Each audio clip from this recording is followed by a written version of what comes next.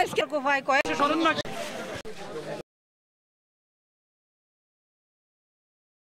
কোনো জামাত বিএনপির কোনো লোকে বলুক যে আমি কোনো দলের সাথে কোনো জায়গায় জড়িত নাই, তারপরেও কোনো জামাত বিএনপি কোনো লোকে আমার সাথে যদি কোনোদিন আমি কেসে কাণ্ডে যদি কেউ বলতে পারে যে আমি কেস করতে গাড়ির নথি আমি অনেকের আমি সিরগে আমি ফারিদদের টান গেছি, এই দুলাল বাক্সর নথি আমি ফারিদদের টান গেছি ওর ওই মন্দির পরে আসামি, কিন্তু আমার ভাইটার নির্মমভাবে হত্যা করছে। ভাই যদি আপনারা আমার ভাইয়ের যদি আমি যদি অপরাধ করে যেতে আমি কেটে পাঁচ কেটে আমার ভাইটার বিচার চাই। আমারে বলে দরজা খোল, দরজা খুলতে বলছে, আমি দরজা খুলি নাই। দরজা খুলতে বলছে, প্রথমে দরজা খুলতে বলছে দুলাল বাক্স, কয় ভাবি দরজা খোলো, আমি দুলাল বাক্স। আমি কইছি আমি এই রাতের 12টা বাজে আমি দরজা খুলবো না। যখন বলছি যে রাত্রে 12টা বাজে আমি দরজা খুলবো না, তখনই দরজা বাসাইয়া ঢিলা মারে, ইট মারছে, খোয়া মারছে, এরপরে চাপাটি দা কুড়াইল যা কিছু ছিল এই দিয়া আমার দরজাগুলো এখনো ভাঙ্গা আছে। কুড়াল মার্কে চির গিয়া দরজাটারে ভাগ করে ঘরের ভিতর ডুইকে আমার সুবরি নিয়ে গেছে। যখন সুবরি নিয়ে যায় তখন আমি আমার বাসুরে ফোন দিছি, ফোন দিয়ে মেজ ভাই আমি ফোন দিয়ে বলি মেজ ভাই আমার ঘরের সব কিছু ওরা ভাঙ্গে চুরকে লুটপাট করে লইয়ে যাইতে আসছে। কয় কেডা কেডা, পরে আমি নাম কইছি এই দুলাল বাক্স, আলাল বাক্স, ওই হাসেন, আবুক, আমি তো অনেকটাই চিনি।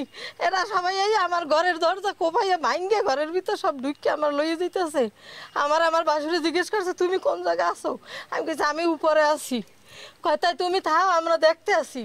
এই কর পরে ওরা 10 মিনিট পরে বাইরেই গেছে, বাইরে যেয়ে আমার ভাসুরও বাইরে বাড়িতে আমাদের এইখানে আসাটা হয়েছে। ওরা পথে পাই আমার ভাসুরে নির্মমভাবে কোপাইয়া মাথা মোতা যান যাবতীয় যার শরীরের কোনো ফাঁক নেই, মাথাটা কোপাইয়া আলাদা বানাইয়া লাইতেছে। আর মাথাটা কোপাইয়া দেওয়ার মতো না, এবার মাথাটারে কোপাইয়া ওরা আইসি কতদিন ধরে আইসিইউতে ভর্তি করে রাখছি। আমি অনেক চেষ্টা করছি বাঁচাবার জন্য, আমি আরে বাঁচাইতে পারি নাই।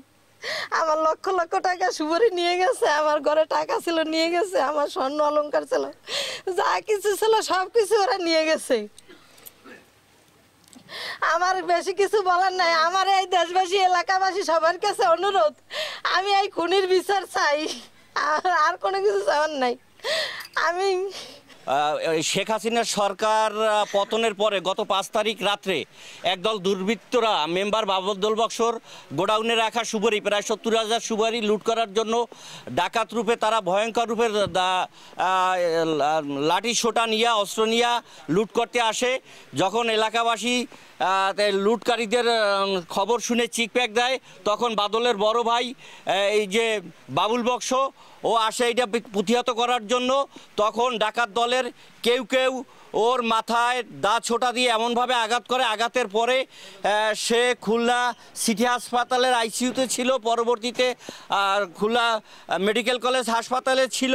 সে চিকিৎসারত অবস্থায় গতকাল সন্ধ্যায় সে ইন্তেকাল করেন। আমরা সচেতন মহল, আমরা এলাকাবাসী, আমরা এর তীব্র নিন্দা জানাই এবং এর বিচার চাই। বর্তমান সরকারের কাছে এর যথাযথ বিচার দাবি করি, না হলে আমাদের এলাকায় এই ধরনের কাহিনী ঘটতেই থাকবে।